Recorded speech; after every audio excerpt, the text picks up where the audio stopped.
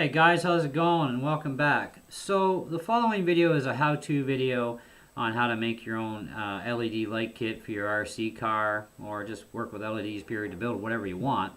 It's going to definitely give you a lot of information how to do things right. Now, I apologize for the low audio quality, so you're going to have to turn your volume up probably a little bit on your computer. I'm still using my liquid image cam, but we did find out that this tomorrow or Thursday we should have our regular camcorder back and be back in a normal business. Yeah! So I don't have any zoom effect on this thing. So, do the best you can to, see what's going on, and I'll explain things definitely as I go, for sure. And enjoy the video. I know it's got some length to it, but if you want to know how to do this stuff and how to do it right, then, please do watch the whole video when you have some time to do that. So, anyways, enjoy. Hey guys, how's it going? Welcome back. So today we're going to show you how to build an LED light kit for your RC, car, truck, crawler, what have you. Okay, this was a video that was requested by one of my subs, and thought, well, sure, we can do that. Now, different battery connections.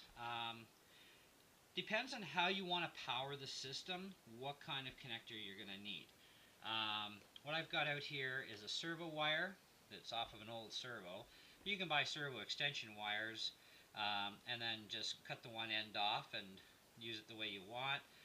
You can also use a couple of extensions together, which is actually ideal because you would plug one end, of course, into your receiver and then have the other end of the extension here. And you would plug it into here, so you can plug it in, plug it out, so you can take your canopy right off of your vehicle if you're going into the body for mounting.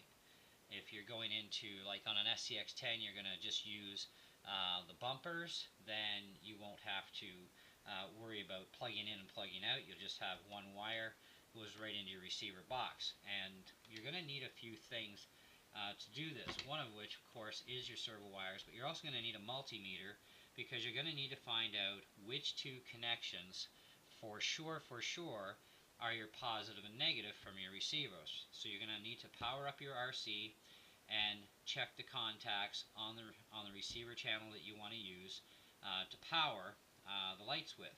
Okay, so you're going to need an open channel, and pretty much most of them out there will always have like channel 3 opened or whatever, depending on the rig, right?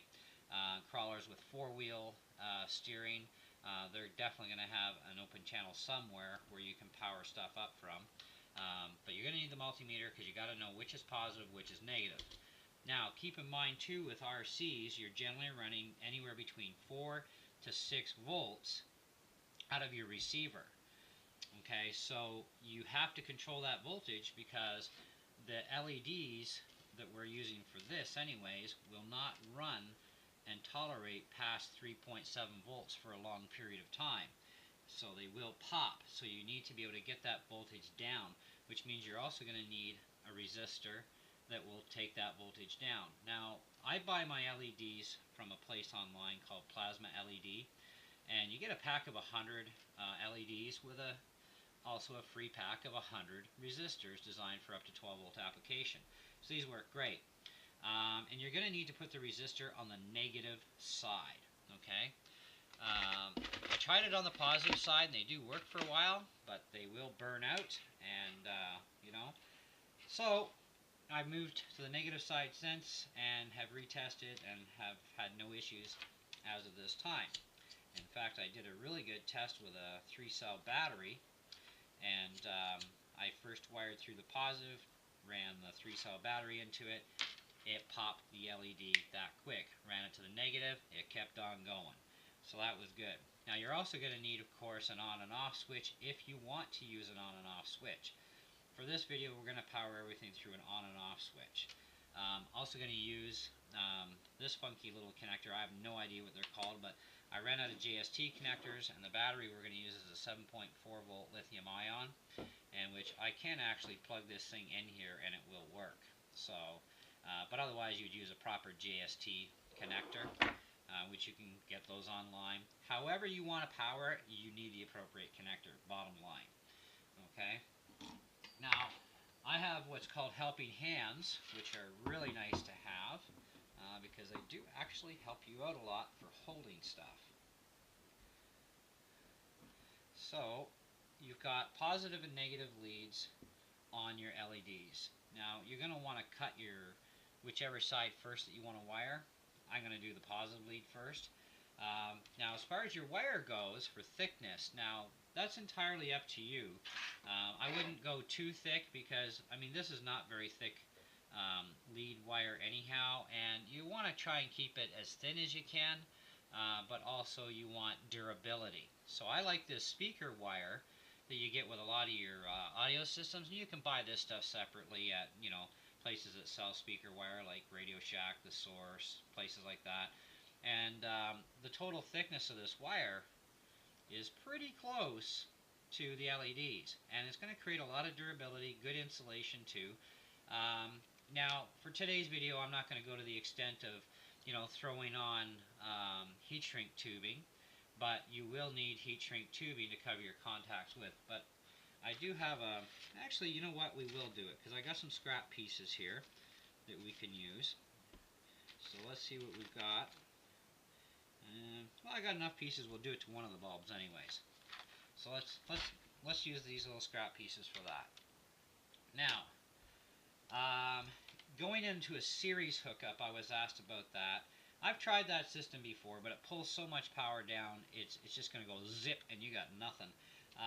So running these in parallel is actually the best way, and they all get the equal amount of voltage, and LEDs really do not drain your power that much. I mean, you could stick 30 LEDs on a vehicle. You're really not draining all that much power, you know.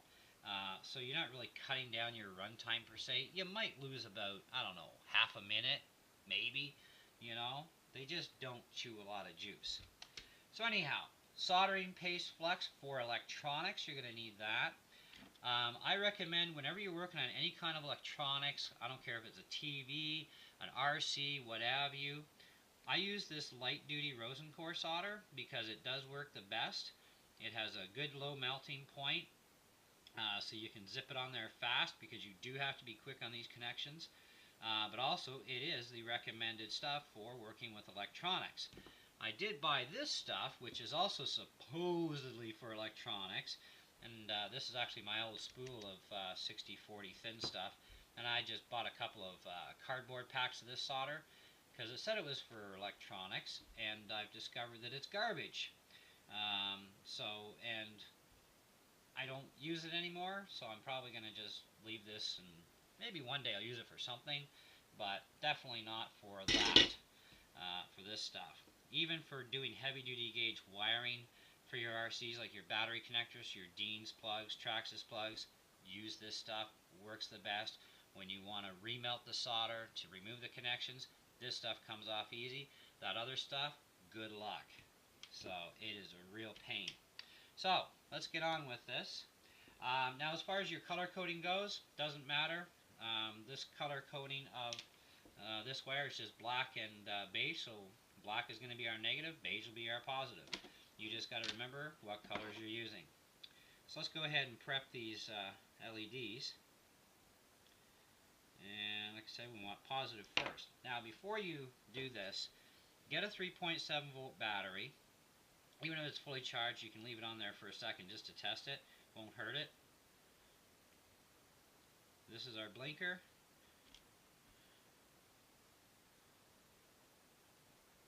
That's a bright light.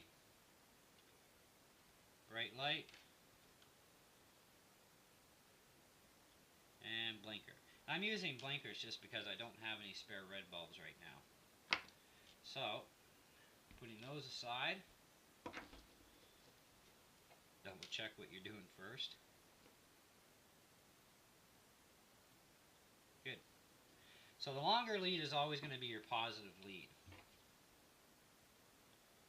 So we're going to go clip.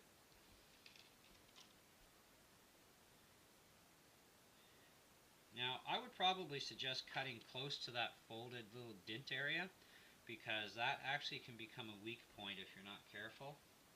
I actually had one snap on me once, so now I try and cut it as close as I can to that.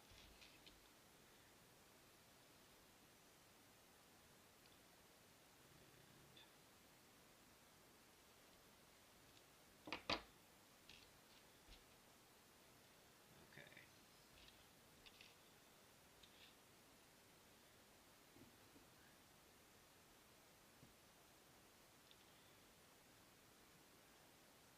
Now at this point it doesn't matter if you mixed things back up again anyways, like I just did, because we're going to unmix that stuff after.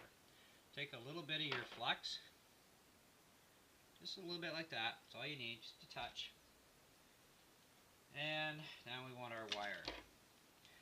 Now you're going to have to decide on your wire lengths for what you're going to need, so do your measuring.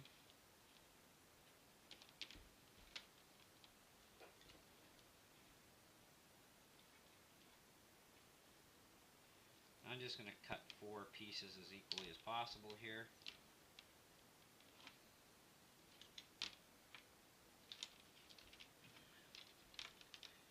Now I don't like using wire strippers. I don't care how good a quality they are.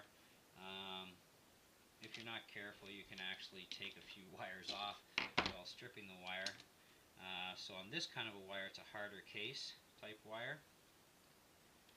And what I like to do is just take a lighter, heat up the end,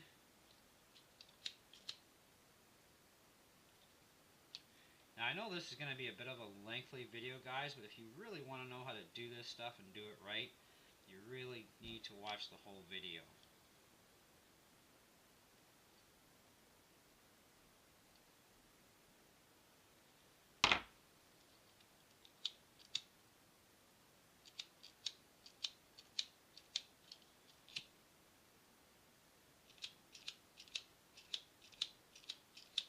That's being a pain.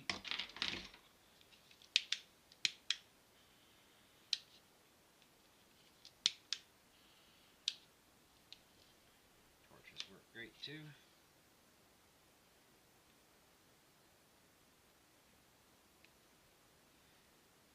Now I would have gone and pre-prepped all this stuff ahead of time, but I thought, you gotta know about prepping anyway, so.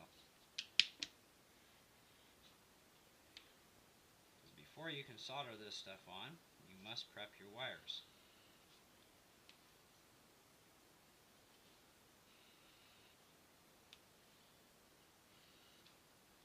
Now I'm not installing this into any kind of a body.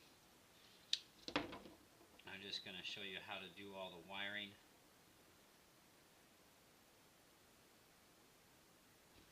If you want to go with thinner wire, like I said, you could, but thinner wire does create a lack of durability. But you can do it. There's nothing wrong with it. But I wouldn't want to go too thin, because then you create what's called a bottleneck effect. And basically what happens is you're taking a thin wire driving a lot of voltage into a thick area, and it doesn't spread out evenly enough. It actually causes like a choking effect, even going the opposite direction as a choking effect. So you want to try and actually get to as close as you can to the same wire gauge. And even though this stuff is a little bit thinner, right, it still works wonderful. And that one's pretty much ready. One more.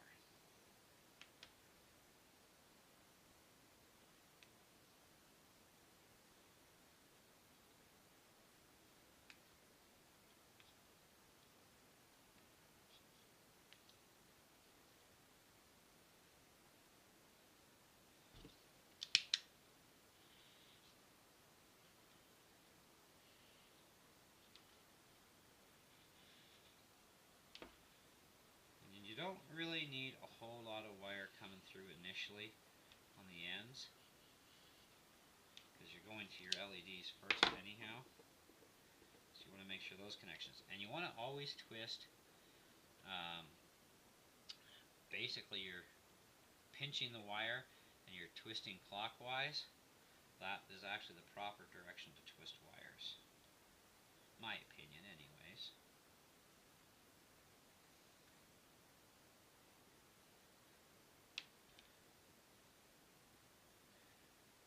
And if you've got all your wires pre-cut, then you can go ahead and just twist all these ahead of time, and then you can just tin them all at once.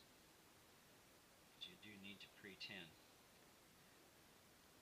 Now the soldering iron I'm using has a larger than normal tip for doing this with, but I mean, I've got years and years of experience soldering, so I can actually get away with using a larger tip even on LEDs. Otherwise, I would probably recommend using a little bit smaller tipped soldering iron for this. Okay, so this end is already pre-tinned. So, just a little bit of flux. Have some of your solder sticking out.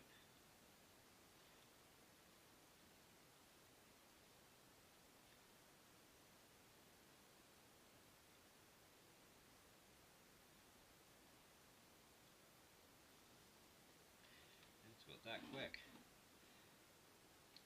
Okay, so we're going to get this one going right away. Like I said, we would do one with some shrink tube. You're definitely going to need shrink tube on all your connections either way, but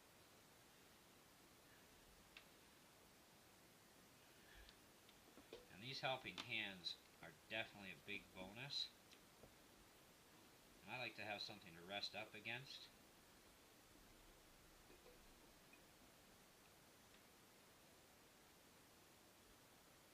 And I like to put it either onto the side or onto the top. Hold it. That's it. Let go. So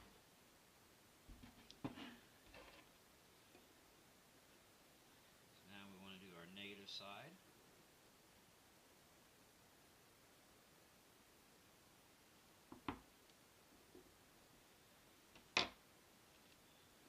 Make sure you put your shrink tubing over your wire first.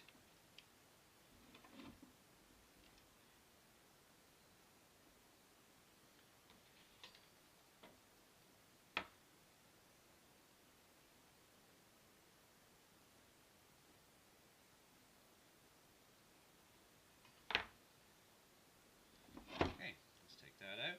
Now we push our shrink tubing up.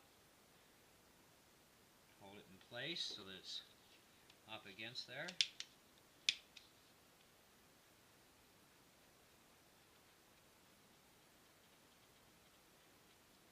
And move quickly over the shrink tube because you don't want to overheat the shrink tube.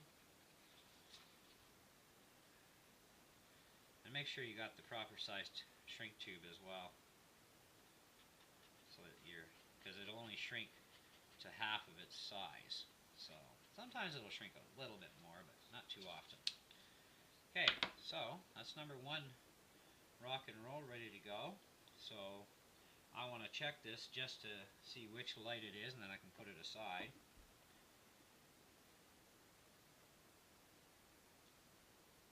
And that's a white light.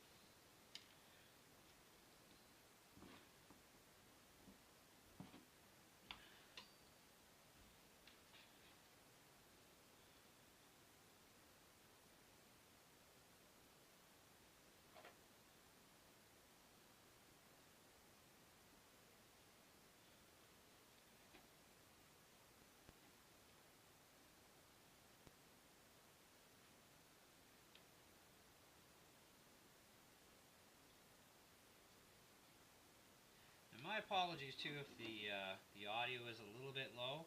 I'm using my liquid image cam for this video because we still don't have our regular camcorder back, but I checked yesterday and we're supposed to have it back either tomorrow or Thursday apparently at the latest. Apparently they got it all fixed finally. So I'll be so happy to start doing videos again with a real camcorder.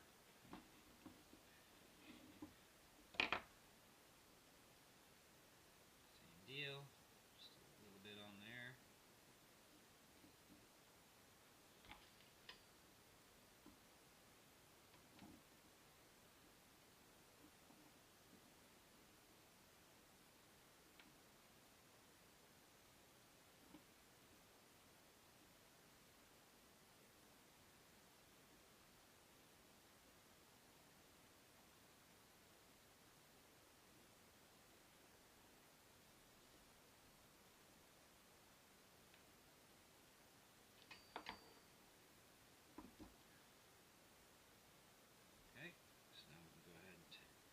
tin these ends, and then we'll test them out and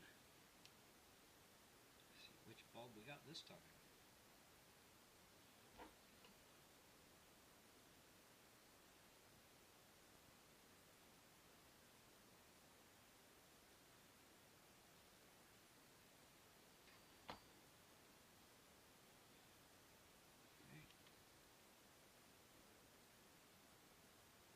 Our blinker. So we'll put our blinker over there.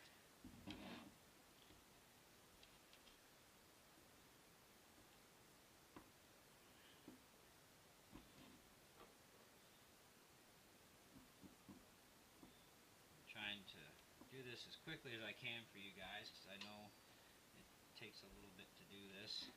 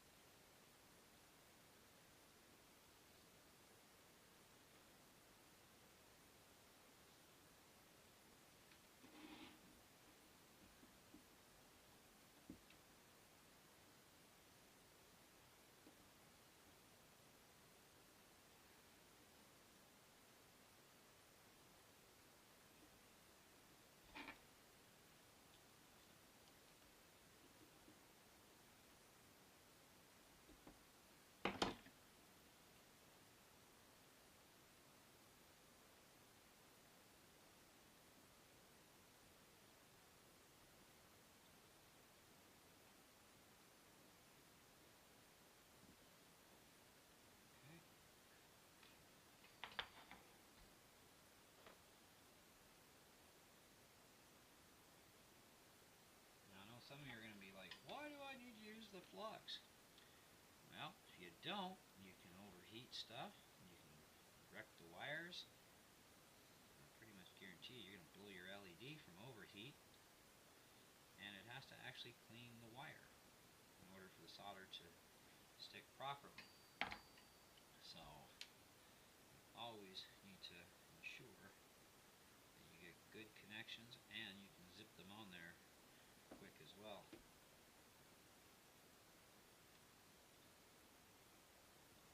And that's our other blinker. So our blinker goes over there.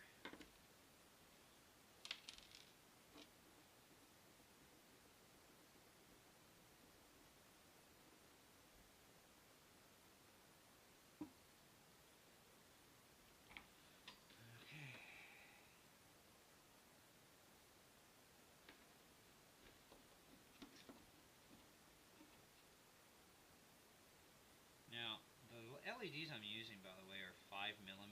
You can get different sized LEDs. And so, if you're drilling directly into your body and you're just going to use LEDs, not LED holders, for example, you can look those up on Plasma's site. You're going to need an actual 5mm drill bit in order to properly drill the hole and have a good, proper, snug fit for the LEDs. And you're going to want to drill, even Lexan or even hard plastic, drill it very, very slow. You don't want to drill fast, because that's also when you're going to lose control. But it is very important that you use the right tool for the job.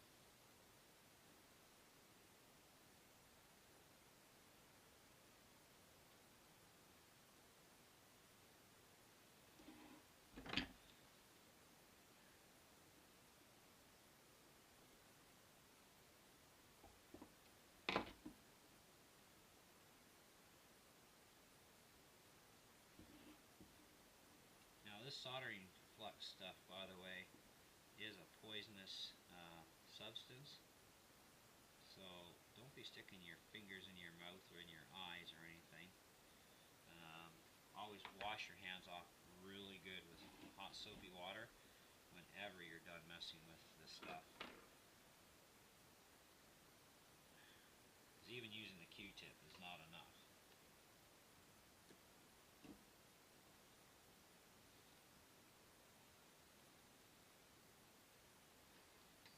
Okay, now this should also be our other white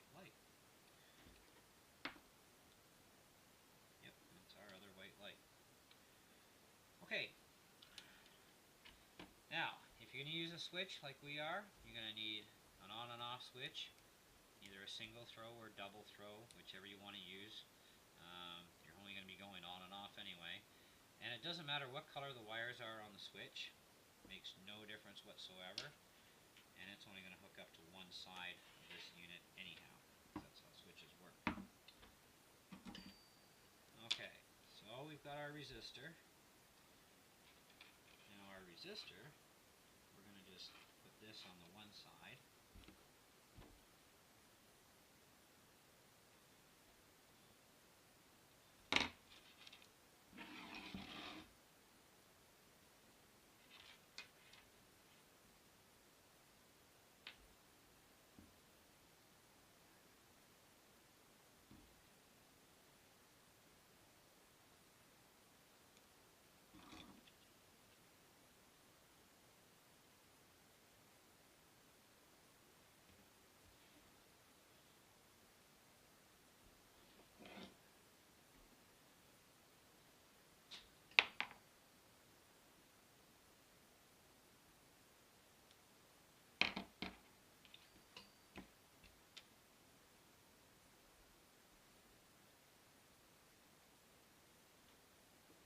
And even the resistor needs to have some flux on it.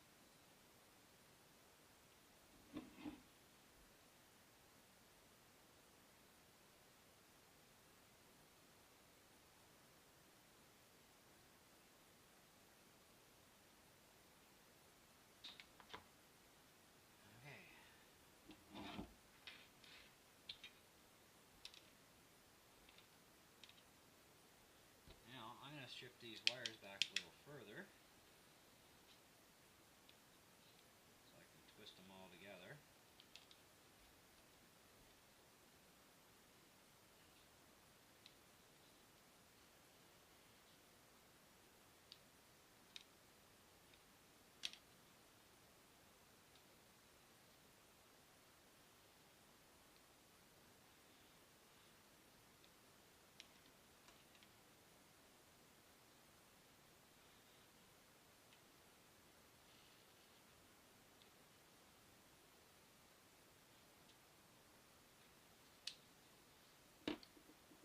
Okay, so get your natives together.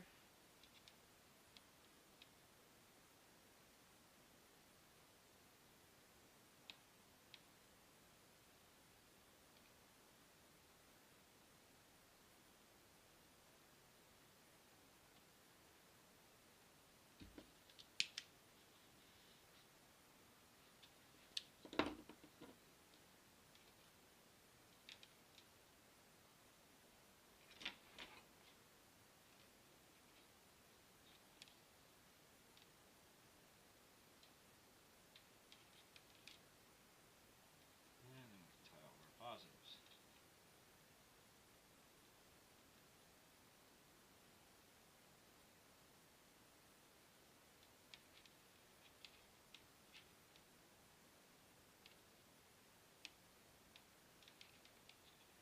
Because I have some bare wire coming through, I'm going to need some flux on there.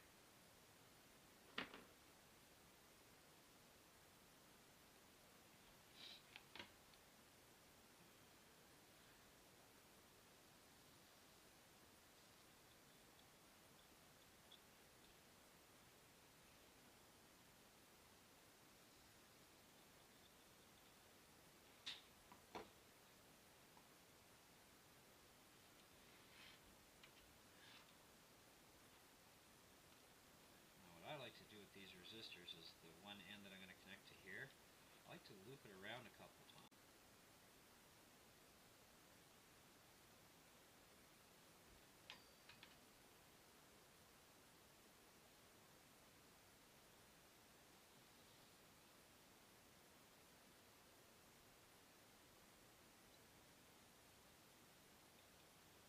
Remember, you got to be pretty quick on this stuff too. You don't want to throw too much heat. Now, because we're going off the negative with the resistor, and the switch has no polarity, we take the power connection, whatever we're going to use. We need the negative side.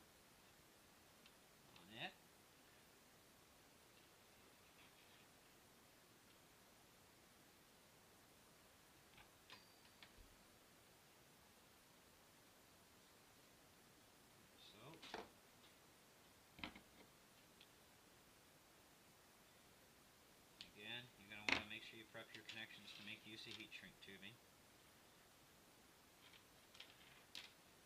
And our positive side, our battery.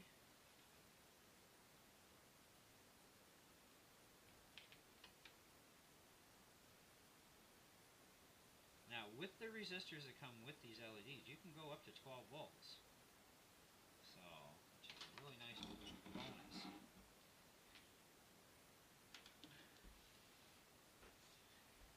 Now, the tricky part is, if you find that even though these are ultra bright lights, okay, and these are the ones I'm using anyway, you find that even after hookup, they're just not quite as bright as they should be. Get yourself a multi-pack of resistors and test each resistor off of a battery until you get we'll say about 3.6 volts worth of power. No higher than 3.7 though, otherwise they will burn. If it goes higher than 3.7, they're going to burn.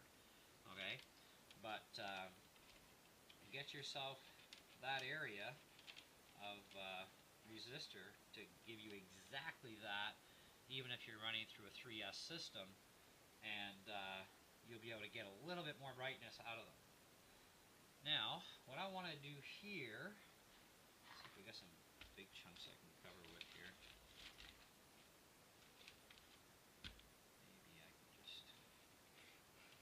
Maybe I can just cover with these.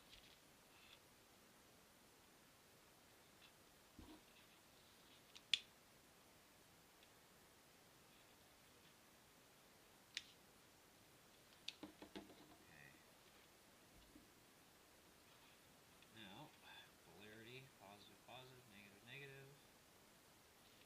Voila. Okay, so time to test.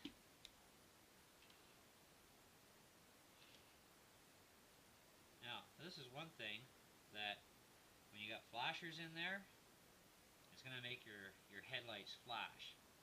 Okay, if we remove the flashers, it'll stop flashing the lights.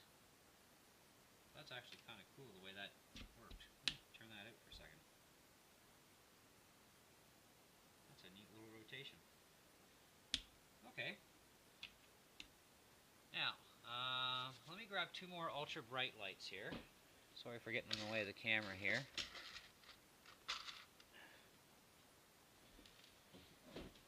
So let's find out again which ones are flashers. Okay, so these two are flashers. This one and this one.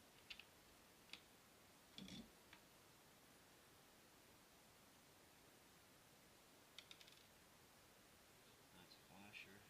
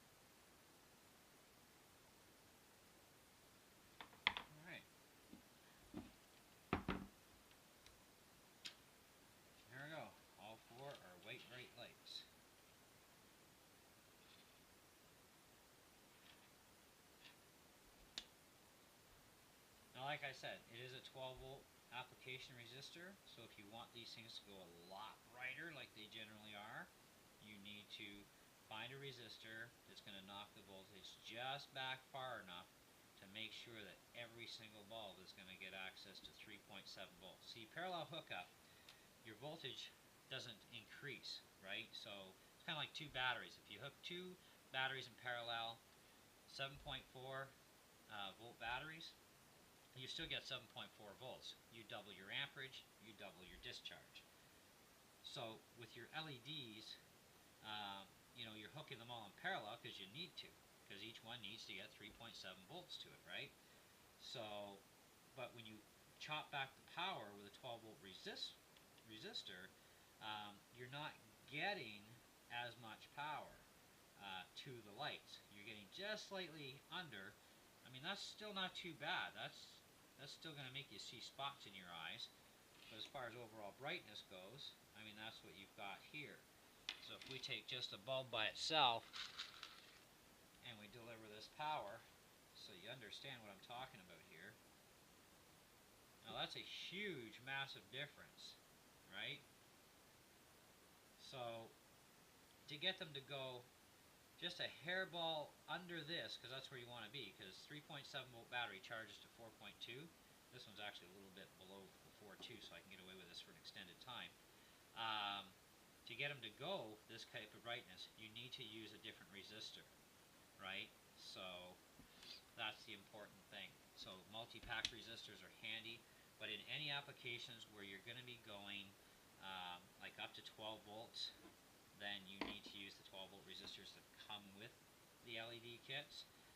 Otherwise, get a multi-pack, find out which resistor is a perfect match, and you can get them to go pretty bright, and they'll still have a good long life to them, and they're going to be really, really bright for you. So anyways, so that's how things are wired. So basically now we've got front and rear, or we've got 4 bulbs that we can jam right into a roof rack LED kit, right? And, so you can add a 5th one on there, a 6th, a 7th, an 8th, however many you want to run. You're only going to be drawing the 3.7 volts either way. So you'll be alright. Anyways, that's it. That's all. Any questions, comments, feel free to leave them. I'll do the best I can to answer them. Now, before we go, yes, this was actually the stupid battery I was supposed to use for this. Let's plug this one in. And there we go with our 7.4 volts. So that's what we're going to expect out of a 7.4 volt battery. So if you're dropping about 6 volts through, that's about what you're going to get at this end. So each bulb is getting less than 3.7 volts. So let's pull a test with the meter and see exactly what we're getting. I'll drop that down to 9. So I need, actually, I'll go off this end here. That's my negative, that's my positive. So we're pushing 2.7 volts into these bulbs out of the 3.7. So 1 volt more, and we would definitely have really bright LEDs. Okay? They would go really, really bright. So 2.7, that's still not bad. They're not going to be super, super bright, but they will last a long time because you're not running them full juice. Another reason why to have a multimeter. Test your voltage, because you're going to need to test your voltage to find a resistor that matches to give you that 3.7 volts on this side. Even though this is 7.4, right, you want to get it so that when the resistor's in, on this end of the resistor going to the LEDs, you want to make sure that total voltage does not exceed 3.7 volts. So, and then you're good to go. So there you go. That's all of it, and catch you on the next video. Thanks for watching.